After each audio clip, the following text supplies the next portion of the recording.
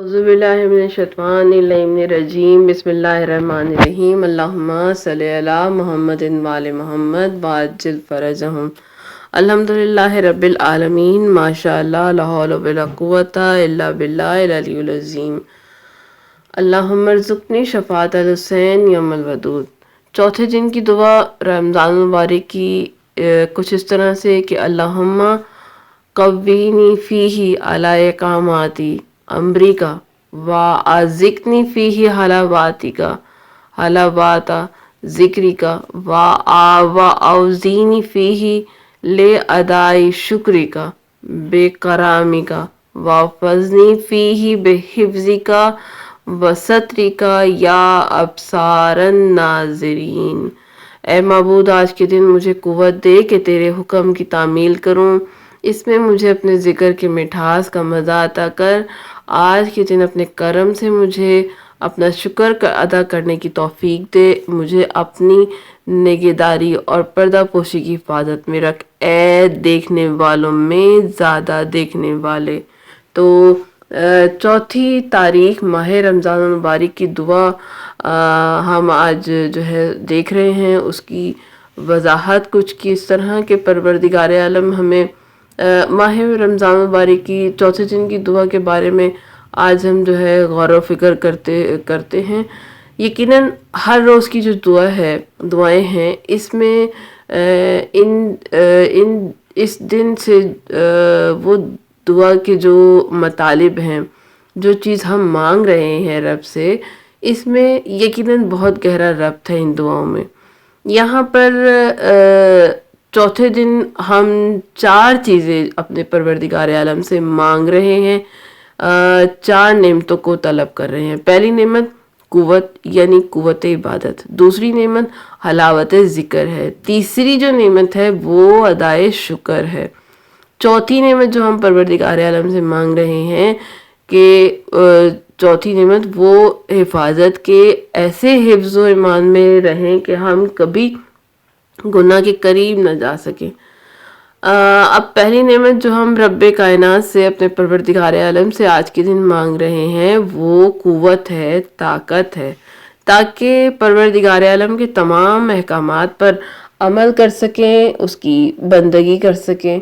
जैसा कि मौलाए कायनात अली इब्न अबी तालिब अल्लाहुम्मा सल्लि अला मुहम्मदिन व आलि मुहम्मद ने दुआए कुमैल में हमें ये सिखाया कि हम नहीं कव्वी अला खिदमातिका जवारिही, कि मुझे ये आज़ा व जवारे, ये सेहत, ये आफियत, ये खुशी, ये सारी नेमत क्यों चाहिए? क्या है मकसद, क्या है मंजिल जो है वो इबादत करना है, खुदा की बंदगी करना है, तेरी अताअत और खिदमत करना है। लिहाजा कुव्वत इबादत और कुव्वत जिस्मानी में बहुत फ़र्क भी है, क्योंकि हो सकता है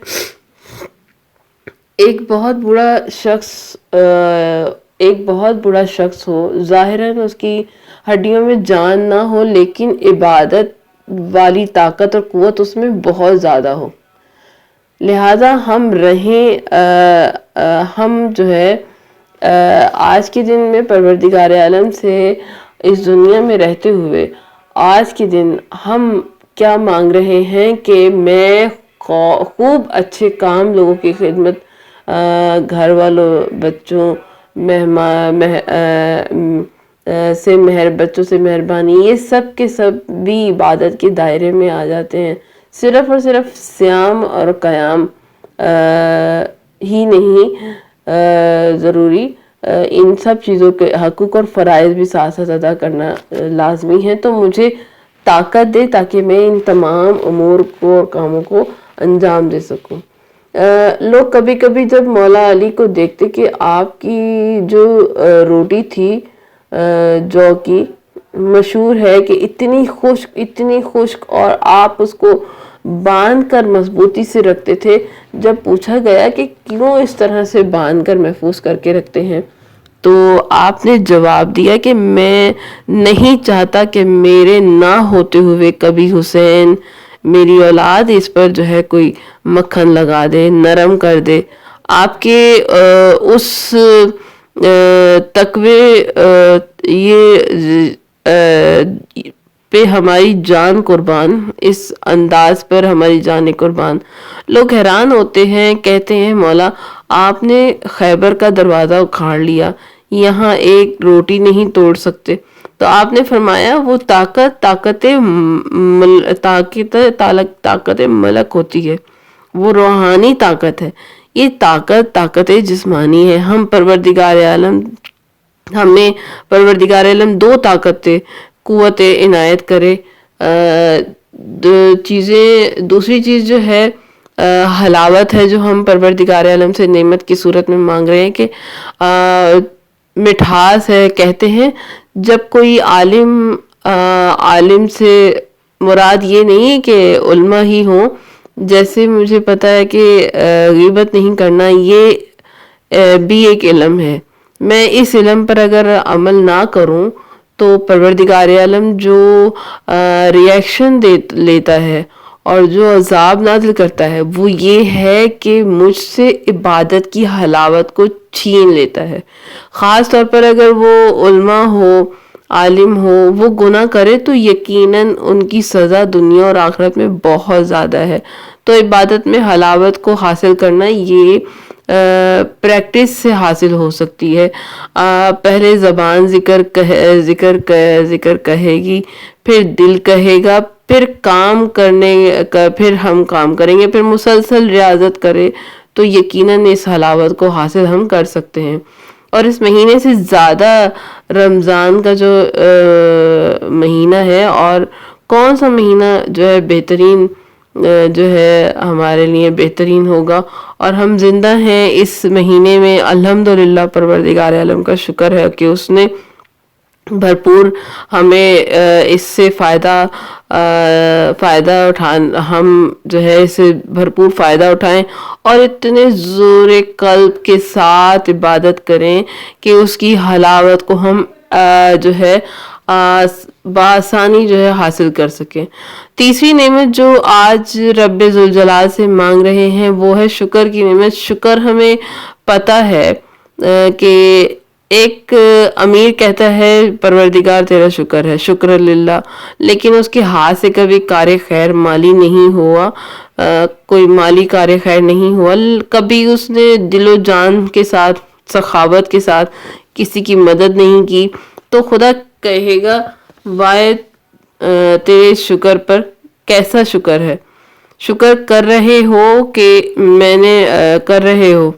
میں نے امیر بنایا، یہ مال تیرے پاس ہے، تیرے حصے میں آ گئی ہے، تاکہ تو تقسیم کرے، یہ میرے حصے میں ہے تاکہ میں تقسیم کروں۔ پروردگار عالم ہمیں اپنے زمانے کے سب سے سخی انسانوں میں سے بنائے۔ ایسی دعائیں ہونی چاہیے، ہمارے دعاؤں میں ایسے الفاظ کا ذکر ہونا چاہیے۔ اور اگر میں آنکھ سے گناہ نہ کروں تو وہ آنکھ کا شکر ہے کہ پروردگار عالم نے یہ نعمت دی ہے۔ اگر میں اپنی جوانی میں جو مجھے فرصت، ٹائم، فراغت طالب علم کے لیے حاصل کروں تو پھر وہ جوانی کا شکر ادا کرنا۔ اگر کان سے بھی کوئی گناہ نہیں کرتی تو وہ کان کا شکرانہ ہے، لہذا ہر نعمت کو گناہ کے لیے استعمال نہ کرنا اس نعمت کا شکرانہ ہی ہے۔ اور آخری نعمت جو ہے وہ یہ ہے کہ پروردگار عالم سے جو ہم آخری نعمت مانگ رہے ہیں کہ وَاحْفَظْنِی فِیہِ بِحِفْظِکَ، کہ پروردگار عالم مجھے گناہوں سے محفوظ رکھ، تیرے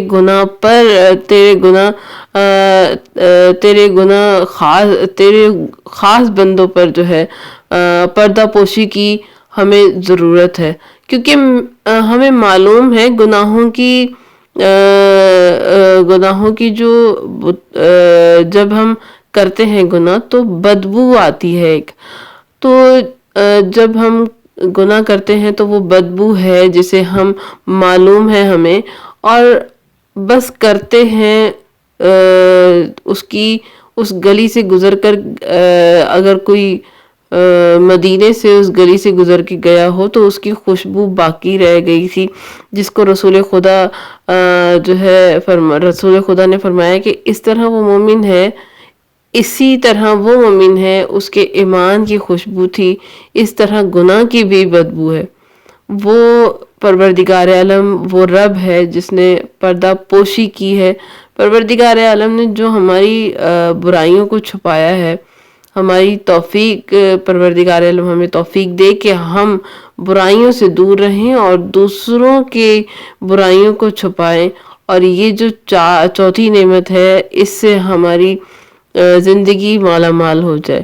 تو کیا بات ہے، آپ بھی دعا گو رہیں اور مجھے بھی، کیونکہ دعائیں جو ہے دنیا اور آخرت میں بہترین سہارا ہوتی ہیں، اور ہم نہیں جانتے کسی پروردگار عالم کی ذات بہت سخی ہے، اس پروردگار عالم نے اللہ کی جتنی ہم تعریف کریں کم ہے، کہ جو چیز ہر چیز سے وہ پاک ہے، اور کن فیکون ہو جا وہ ہو جاتی ہے، وہ کہہ دیتا ہے تو وہ ہو جاتی ہے۔ پروردگار عالم نے ہر انسان میں کوئی نہ کوئی خوبی رکھی ہے، ہر انسان کا زندگی میں آنے کا کوئی نہ کوئی مقصد ہوتا ہے، جب وہ مقصد پورا ہو جائے خدا اسے بلا لیتا ہے۔ کسی کا مقصد خاندان کی کفالت رکھنا ہے، کسی کا کام پورے علاقے کی کفالت ہوتی ہے۔ میں نے بہت سے ایسے خاندان دیکھے۔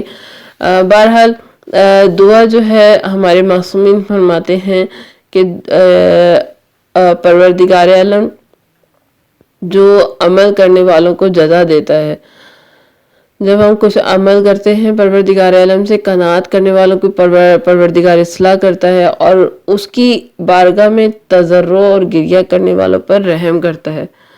مولا امام حسین فرماتے ہیں کہ جو بھی چاہے اعمال اس کے ہوں، پروردگار عالم اس کو اس عمل کی جزا عطا کرتا ہے، دنیا میں بھی اور آخرت میں بھی۔